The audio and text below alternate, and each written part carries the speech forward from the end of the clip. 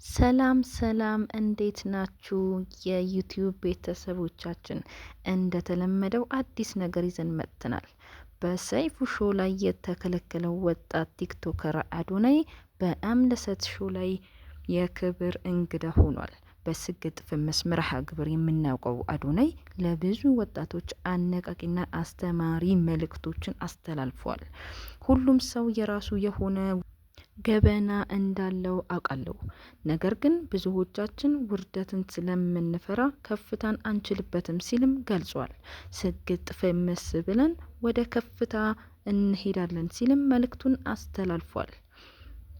ሰብስክራይብ ማድረግ እንዳይረሳ።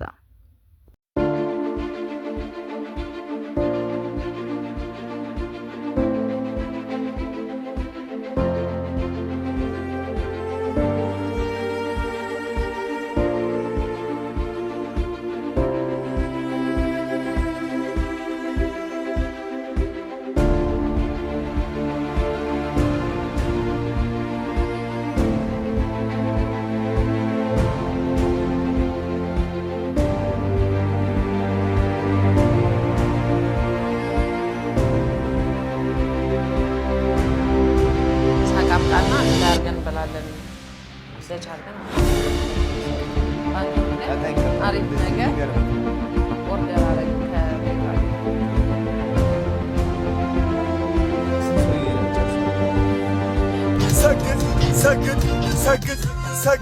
ሰግጥ ለሕይወቴ ስግጥ ለበረከቴ ስግጥ ለገንዘቤ ስግጥ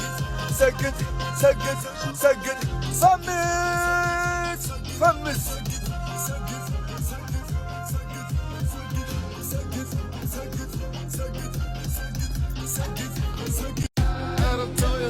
ለሕይወቴ ስግጥ ለበረከቴ ስግጥ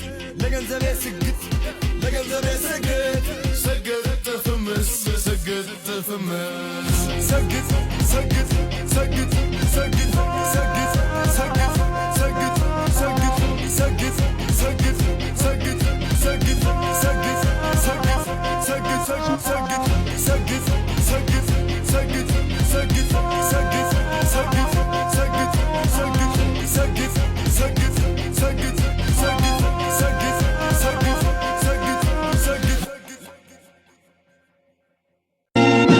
Encaré el